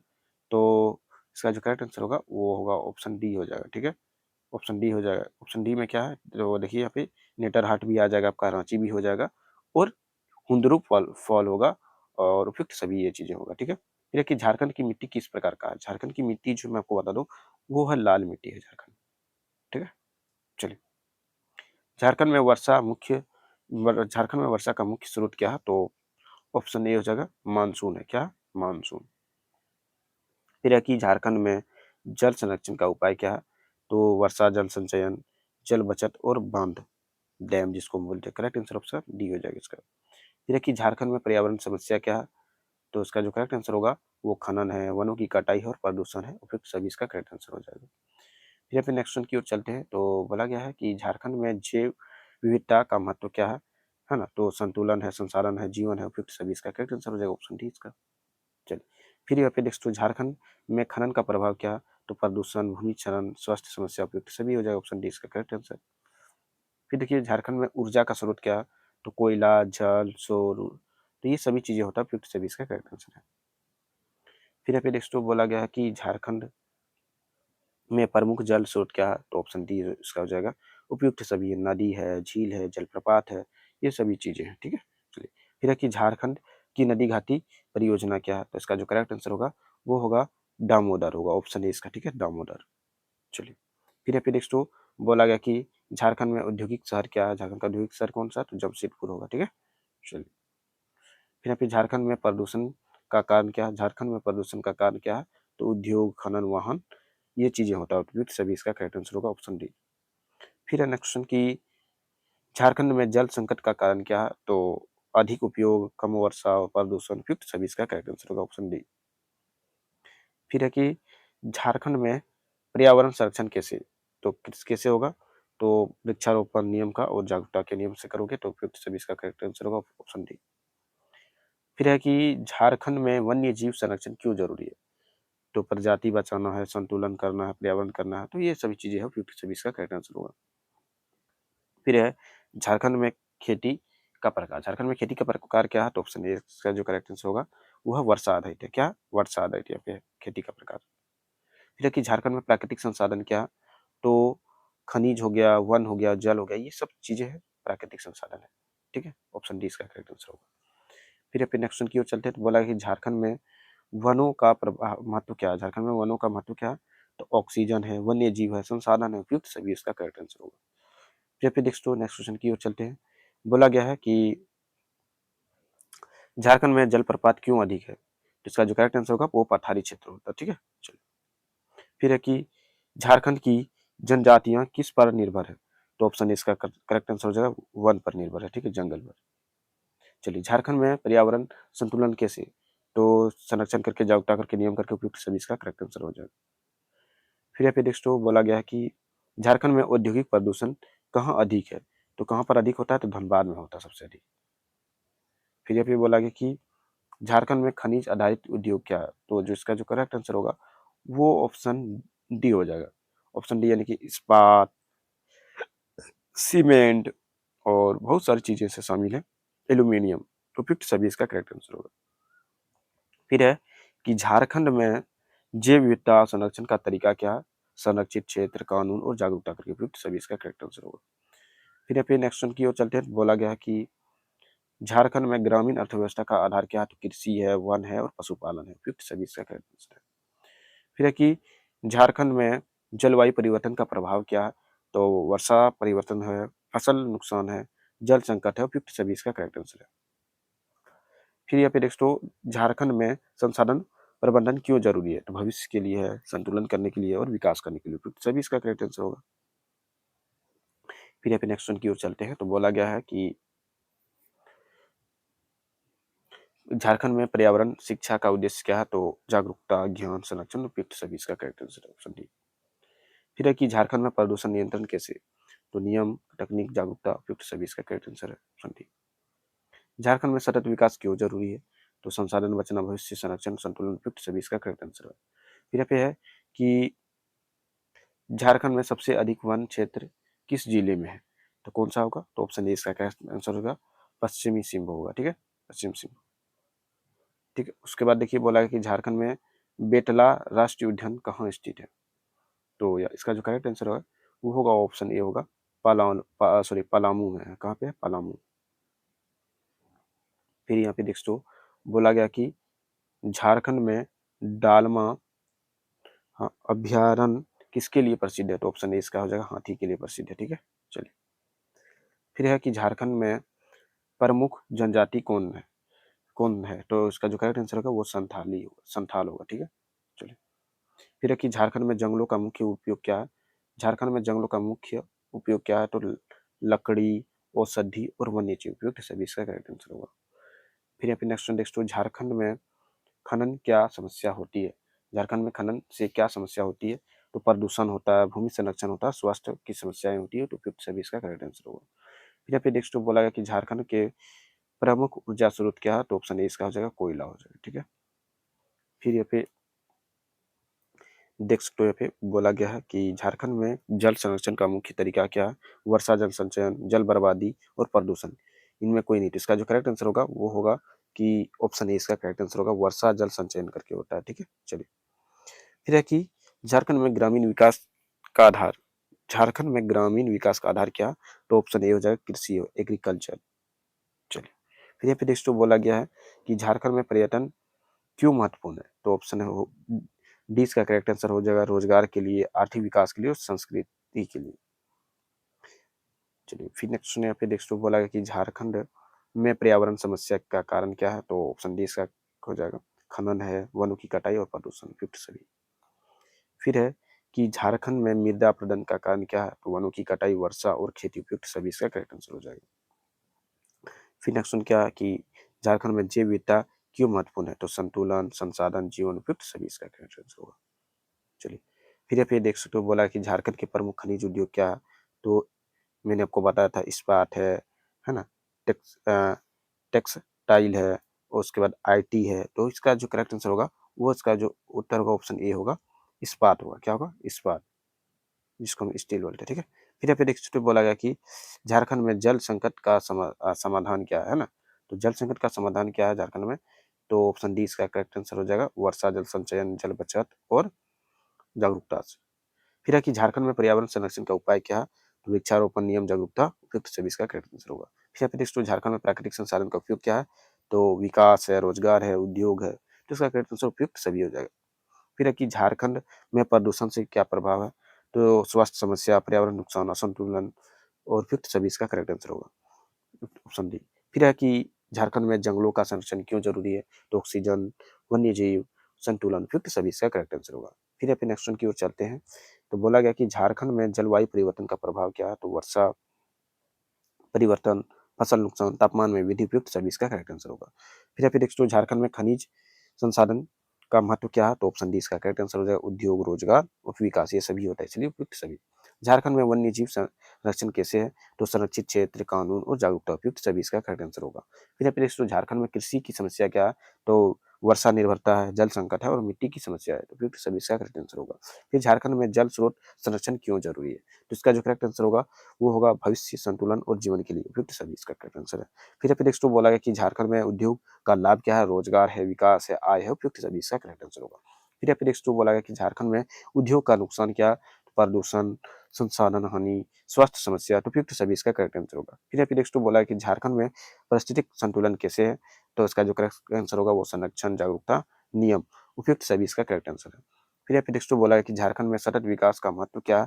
तो संसाधन बचाना, भविष्य संरक्षित करना, संतुलन, उपयुक्त सभी इसका करेक्ट आंसर होगा। फिर आपने बोला कि झारखंड में ऊर्जा संकट का कारण क्या है? तो उपयुक्त सभी होगा, जो कि अधिक उपयोग, संसाधन की कमी, जनसंख्या। फिर नेक्स्ट पे बोला गया कि झारखंड में पर्यावरण शिक्षा का लाभ क्या है? तो इसका जो करेक्ट आंसर होगा जागरूकता, ज्ञान, संरक्षण, उपयुक्त सभी इसका करेक्ट आंसर है। फिर पे बोला कि झारखंड में प्रदूषण नियंत्रण का तरीका क्या है? तो नियम, तकनीक और जागरूकता, उपयुक्त सभी इसका करेक्ट आंसर है। फिर यहाँ पे बोलता है कि झारखंड में प्राकृतिक आपदा का उदाहरण क्या? तो बाढ़, सूखा, चक्रवात, उपयुक्त सभी इसका करेक्ट आंसर होगा। फिर नीचे आते हैं तो यहाँ पे बोला कि झारखंड में जलवायु परिवर्तन से क्या असर है? तो उपयुक्त सभी इसका जो करेक्ट आंसर होगा उपयुक्त सभी होगा। खेती प्रभावित होता है, जल संकट होता है, तापमान में वृद्धि होती है। फिर है कि जल झारखंड में ग्रामीण जीवन का आधार क्या है? तो एग्रीकल्चर है, सॉरी एग्रीकल्चर हो गया, वन हो गया, पशुपालन, ये सभी चीजें होता है, उपयुक्त सभी इसका करेक्ट आंसर होगा। फिर झारखंड में बोलता है कि वन संरक्षण क्यों जरूरी है? पर्यावरण संतुलन समाधान, उपयुक्त सभी इसका करेक्ट आंसर होगा। फिर यहाँ पे नेक्स्ट बोला है कि झारखंड में जल संरक्षण क्यों जरूरी है? भविष्य, संतुलन, जीवन, उपयुक्त सभी इसका करेक्ट आंसर होगा। फिर यहाँ पे नेक्स्ट झारखंड में प्रदूषण का मुख्य समाधान क्या है? तो इसका जो करेक्ट आंसर होगा वो होगा उपयुक्त सभी हो जाएगा, जागरूकता है, नियम है और संरक्षण है, उपयुक्त सभी इसका करेक्ट आंसर होगा। फिर यहाँ पे बोलता है कि झारखंड पर्यावरण संतुलन का आधार क्या है? तो संसाधन है, जैव विविधता, संरक्षण है, उपयुक्त सभी इसका करेक्ट आंसर होगा। फिर यहाँ पे नेक्स्ट बोला कि झारखंड में प्राकृतिक संसाधन क्यों महत्व है? विकास, रोजगार, जीवन, उपयुक्त सभी इसका करेक्ट आंसर है। फिर यहाँ पे नेक्स्ट बोलता है कि झारखंड में सतत विकास कैसे संभव है? तो संरक्षण, संतुलन, जागरूकता, उपयुक्त सभी इसका करेक्ट आंसर होगा। फिर है कि झारखंड में जल स्रोत का उपयोग कैसे? तो सिंचाई से, बिजली से, पेयजल से, उपयुक्त सभी इसका करेक्ट आंसर होगा। फिर नेक्स्ट सुनने पे बोला जाता है कि झारखंड में खनन से पर्यावरण कैसे बचाए? तो इसका जो करेक्ट आंसर होगा वो होगा पुनर्वीकरण, नियम, तकनीक, उपयुक्त इसका जो है उपयुक्त सभी हो जाएगा, ऑप्शन डी। फिर है कि झारखंड में जैव विविधता का संरक्षण कैसे होता है? तो संरक्षित क्षेत्र, जागरूकता, कानून, उपयुक्त सभी इसका करेक्ट आंसर होगा। फिर बोलता है कि झारखंड में संसाधन का सही उपयोग क्यों जरूरी है? संतुलन, भविष्य, विकास, उपयुक्त सभी इसका करेक्ट आंसर होगा। फिर है कि झारखंड में जल संकट कैसे रोक? तो इसका जो करेक्ट आंसर होगा जल संरक्षण, वर्षा जल संचयन, जागरूकता, उपयुक्त सभी इसका करेक्ट आंसर है। फिर बोलता है कि झारखंड में वर्ष पर्यावरण संरक्षण का मुख्य लक्ष्य क्या है? तो संतुलन, समाधान, जीवन, उपयुक्त सभी इसका करेक्ट आंसर होगा। फिर पे बोलता है कि झारखंड में विकास और पर्यावरण संतुलन कैसे होगा? तो उपयुक्त सभी होगा, इसका आंसर सतत विकास, संरक्षण और जागरूकता से। फिर है नेक्स्ट क्वेश्चन कि झारखंड में पर्यावरण समस्या का समाधान क्या है? कानून, जागरूकता, संरक्षण, उपयुक्त सभी इसका करेक्ट आंसर होगा। फिर नेक्स्ट बोला गया कि झारखंड में पर्यावरण का भविष्य किस पर निर्भर है? तो संरक्षण पर है, जागरूकता पर है और जिम्मेदारी पर है, उपयुक्त सभी इसका करेक्ट आंसर होगा। फिर यहाँ पे नेक्स्ट बोला कि झारखंड में पर्यावरण संतुलन बनाए रखने के लिए सबसे अच्छा तरीका क्या है? तो संरक्षण, कानून, जागरूकता, उपयुक्त सभी इसका करेक्ट आंसर होगा। तो देख सकते हो आप लोग के लिए टोटल जो है 400 प्लस क्वेश्चंस जो है मैंने करा दिया है। और ये चीजें आप लोग चाहो तो इसका स्क्रीनशॉट वगैरह ले सकते हो। शायद मैंने करवा दी कि झारखंड किसके लिए प्रसिद्ध है? तो ऑप्शन है खनिज के लिए प्रसिद्ध है। 2-4 क्वेश्चन इसमें नीचे दिया गया है, जो कि कौन सी मिट्टी होगा? तो झारखंड की मुख्य मिट्टी कौन सी है? तो वो होगा ऑप्शन बी, लाल मिट्टी। तो ये सब चीजें भी शायद मैंने पढ़ा दी है। तो उष्ण कटिबंधी ये हो गया है शायद, है ना, दामोदर नदी, ठीक है, ये सब हो गया है। चलिए सब नीचे कुछ कुछ क्वेश्चन जो है ऐड हो गया था। तो यहाँ पे देख सकते हो आप लोग का टोटल क्वेश्चन मैंने करा दिया है, जो कि 400 प्लस क्वेश्चन हो गया है, जो कि मैंने आपको बोला था। यहाँ पे देख सकते हो आप लोग 400 प्लस क्वेश्चन हो चुका है, यहाँ पे एक्स्ट्रा ऐड हो चुका है ना। तो यहाँ पे देख सकते हो 400 प्लस क्वेश्चन मैंने करा दिया है, जिसमें से मैंने देखा कि लगभग जो है 50 से 60 क्वेश्चन एक ही चीज रिपीट हो रहा था लगभग, सिर्फ ऑप्शन अलग था, है ना। तो ये क्वेश्चन आप 400 प्लस जरूर से याद कर लीजिए, हर हर क्वेश्चन को आप लोग 10 बार इस क्वेश्चन को पढ़िए, जितना भी जो 400 प्लस क्वेश्चन है।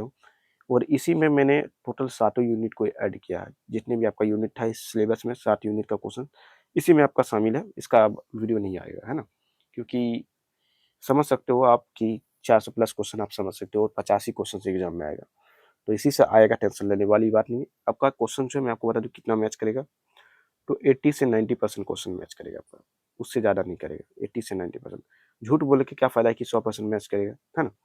तो 80 से 90% क्वेश्चन मैच करेगा, टेंशन नहीं लो।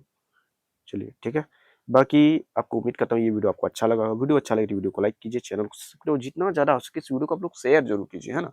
मैं कमेंट में पिन कर दूंगा लिंक मेरा सोशल मीडिया का, उसको ज्वाइन कर लेना, या फिर वीडियो का डिस्क्रिप्शन में लिंक दे दूंगा, जिससे आप आसानी से मेरा व्हाट्सअप चैनल, व्हाट्सअप ग्रुप, ये सब में जुड़ सकते हो और हर एक जो है चीज़ों का आप लाभ उठा सकते हो। बाकी अगर ये किसी कारणवश आप लोग जुड़ नहीं पाते मेरा व्हाट्सअप ग्रुप में, तो आप अगर ये जुड़ना चाहते हैं तो इस नंबर पर मैसेज कर देना, मैं आपको ना ग्रुप में आपको ऐड कर दूंगा, 9798298766, ठीक है। तो इस नंबर पर आप क्या कर सकते हो, मैसेज कर सकते हो व्हाट्सअप में कि सर हमको ग्रुप में ऐड कर दीजिए, तो मैं आपको ना व्हाट्सअप ग्रुप में ऐड कर दूंगा और आपको ये पीडीएफ दे दूंगा, ठीक है। फ्री में, टेंशन लेने वाली बात नहीं, हम जो क्लास सारे स्टूडेंट को फ्री में कराते हैं, एक भी रुपये किसी से नहीं लेते हैं, ठीक है। तो ये था आप लोग के लिए इंपॉर्टेंट क्वेश्चन जो कि मैंने आपको दिया, और ये सारे स्टूडेंट्स के लिए काफ़ी लाभदायक होगा। तो जितना ज़्यादा हो सके आप लोग इस वीडियो को शेयर जरूर कीजिए, जितना ज़्यादा हो सके, है ना। और वीडियो अच्छा लगे तो वीडियो को लाइक करना है, चैनल को सब्सक्राइब करना है। और वीडियो में एक हाइप का एक नया बटन आता है, कमेंट के साइड आप कमेंट में आप राइट साइड कॉर्नर में इसको स्वाइप करोगे, तो राइट से लेफ्ट की ओर करोगे तो एक हाइप का एक बटन आएगा, वो भी जरूर कर देना, ठीक है। और इस चैनल पे नए तो चैनल को सब्सक्राइब कर लेना है, और जितना ज़्यादा हो सके अपने व्हाट्सअप ग्रुप, टेलीग्राम, आपका व्हाट्सअप ग्रुप में जैसे कि कॉलेज का ग्रुप हो गया, जहाँ जितना ज़्यादा हो सके अपना फ्रेंड वगैरह को शेयर जरूर करना। चलिए, तो मिलते हैं फिर नेक्स्ट वीडियो में नई टॉपिक के साथ, तब तक के लिए जय हिंद दोस्तों, आपका दिन शुभ हो। Thank you for watching this video. जय हिंद, वंदे मातरम। तो देख सकते हो यहाँ पे लगभग, यहाँ पे मैंने जैसे कि बताया 1 घंटा 22 मिनट 23 मिनट का ये वीडियो हो गया। हमको पता था कि ये कम से कम जो है 1 से 1.5 घंटा का वीडियो बनेगा ही, और देख सकते हो इतना लंबा टाइम तक बकना, आप समझ सकते हो, यानी कि बातचीत करना आप लोगों के साथ। कोई दिक्कत नहीं है, आप लोग अच्छा से अच्छा मार्क्स लाइए। चलिए मिलते फिर नई वीडियो में।